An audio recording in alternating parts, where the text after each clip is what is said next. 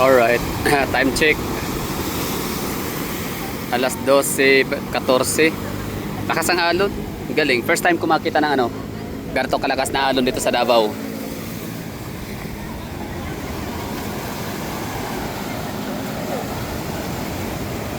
Grabe lakas ang alon, no? Kung wala yung wave breaker na yan, panigurado. Dito yan dadiretso sa sa wall, sea wall na aking kinauupuan. Grabe lakas. Yun. Talagang gamit na gamit ng husto ngayon si wave breaker. Sayang lang no, at hindi masyadong kita.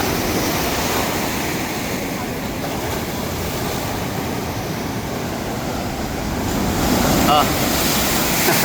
Galing, Laswitan. Di na kailangan pumunta ng Surigao. Cortes, Surigao para ma-witness yung Laswitan. Kasi dito pa lang solved na.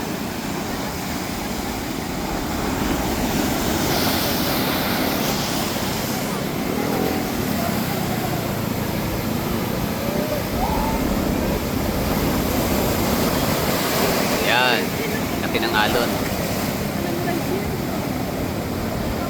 Yun, yan. Sayang, araw sana ngayon, no? Hindi sana, mas may enjoy ng camera natin. Kuwang-kuha sana.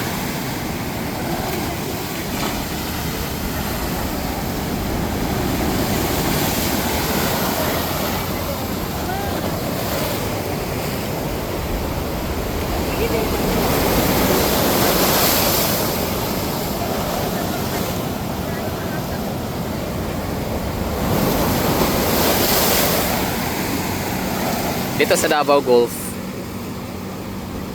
hindi kami masyadong binabagyo dito ha. Pero may mga insidente na mga bahayan doon sa may Aplaya, Punta Dumalag ay nasisira dahil sa lakas ng alon.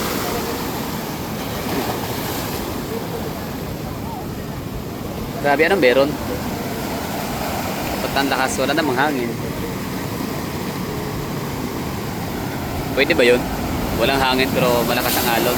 Kasi pagkakalam ko yung alon, kaya yan lumalakas dahil sa air pressure. Sorry ha, wala akong alam dyan. Di ako expert sa weather.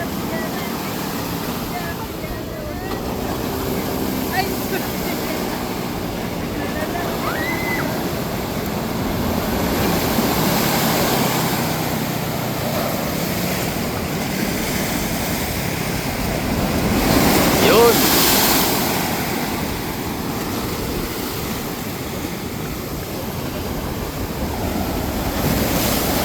Takot. Grabe laki ng alon, no? Mula pa doon sa sa malayo. May forma na yung alon. Yan, kita niya naman yung puti na yan. Malayo pa yan. Yun. Yun, sunod-sunod. Ano meron? May tsunami ba?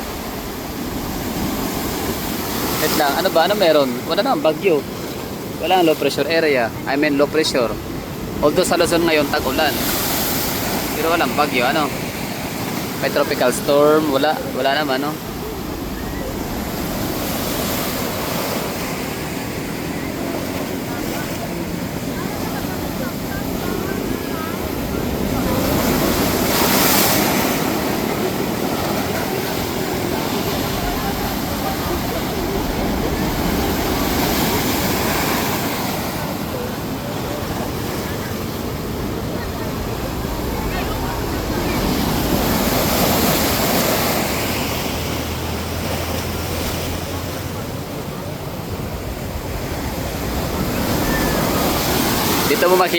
Dito mo makikita mapagtanto na matalino talaga ang mga Davao mga gobyerno, mga taga-gobyerno ng Davao, mga taga-engineering office, engineering.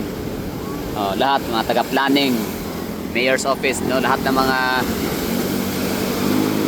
departamentong may kinalaman sa paggawa ng mga flood control. Talagang alam nila na ang pattern dito ay ganyan kalaki yung ano, may mga chance, may mga times, no? May mga pagkakataon na malakas yung alon dito. Pero lalaki ng alon, no? Lalagpas pa nga sila sa ano, halos lalagpas sila sa wave breaker. Ayan, taas ang wave breaker na yan. Estimated ko nasa mga ano yan, nasa mga 10 meters. Ay di pala, mga ano lang, mga 5. Abot na dito. Wala na. Yan, sila sandali na lang at talagang aabutin na tayo dito. So paano siya, no? Palakas ng palakas yung alon. Kasi although di pa naman sumampa, pero malapit na sana.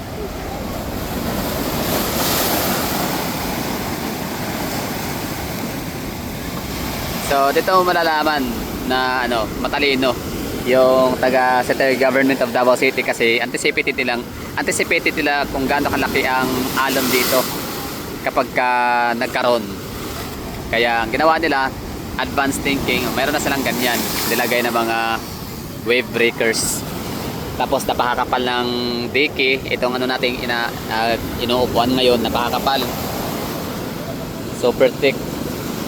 Walang hangin, walang bagyo, kaya nga sila kuya at sila ate wala silang kaide-ideya na ano. Hindi sila aware na malakas alon dito. Ako nga din sabi ko parang may ano, parang may ingay. Yan pala alon, lakas. Walang hangin, no?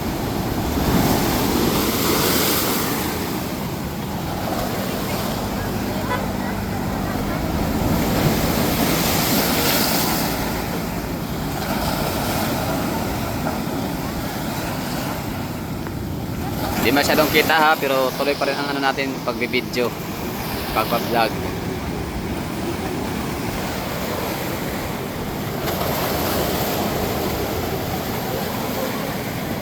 So, inunahan talaga ng ano, wave breaker, tapos talagang napakakapal nitong ano. So, ilang dangkal to? Isa, dalawa, tatlo, apat, at kalahating dangkal ang lapad itong seawall. So imposibleng ano pa to magiba.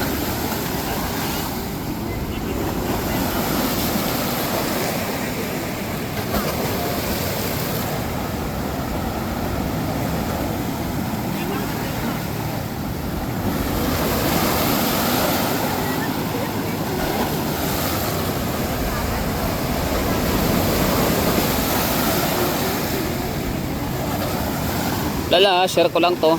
Halos walang ano, maaaring sa iba ay walang kwenta ang video na to na ginagawa ko, pero para sa akin ano to, napaka kakaibang video ko na nakuha ko to dito sa Davao City nga. Bihira lang ako makakita ng malalaking alon dito. Sa Sabal meron, pero dito first time ko to na ma-witness ganyan kalakas sa alon. At ako'y natutuwa kasi nga yung pera na taong bayan, yung tax, yung ano natin, buwis na binabayaran, napupunta dito sa wave breaker na yan, na napaka-effective. Gamit na gamit.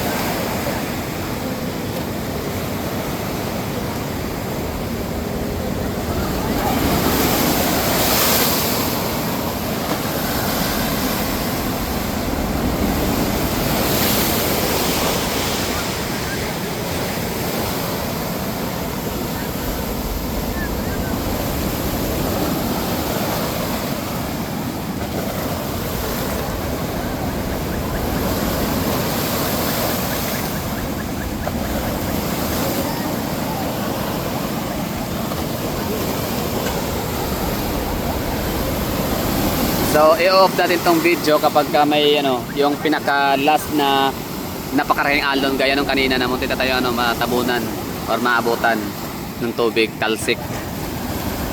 So aantayin na natin ha, isa pa, one more huge wave. Yung parang aabutin tayo dito ng talsik.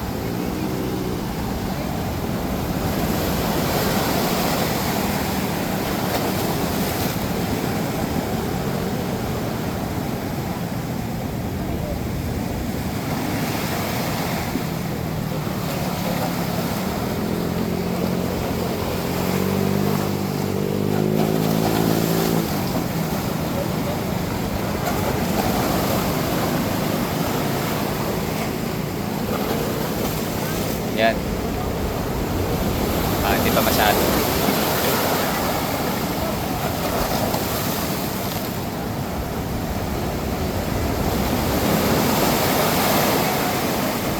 Yan, lakas, ito na. Hindi pa.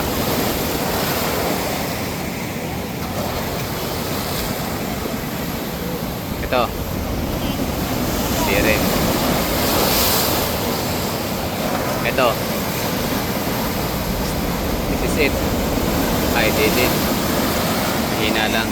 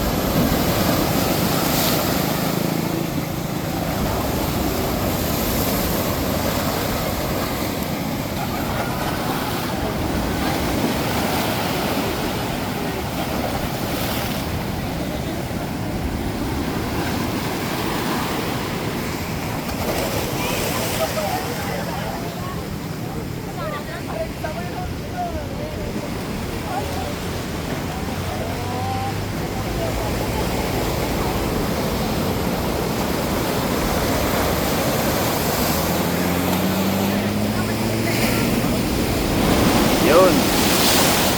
Wala. Mababa kumpara nung isa kanina. Ito. Yan. Okay na. Tapos na. Tayo na pagbigyan na. Ito pa. Another one. Hindi na masyado.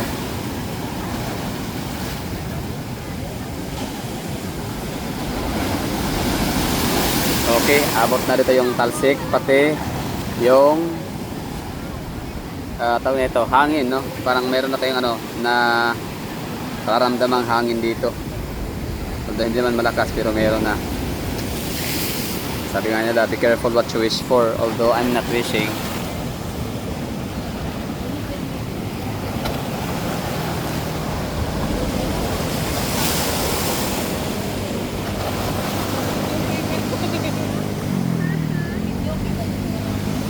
Okay na, yun na yun, no? Pinakamalaking alon na inaantay natin kanina. So, napagbigyan na tayo ni Dagat. That would be all. Thank you for watching. Walang kwentang video, pero para sa akin, mahalaga to kasi first time ever na maka-witness ng malalaking alon dito. Dito pa talaga mismo sa coastal, sa Davao City. Sa Torel, marami alon dun. Lakas talaga. Doon sa may Valley Beach Resort, nako, katakot dun, delikado. Mer Grande nga eh. Mer Grande ba yun? O Water World. Maraming namamatay doon, nalulunod. Sa lakas ng alon.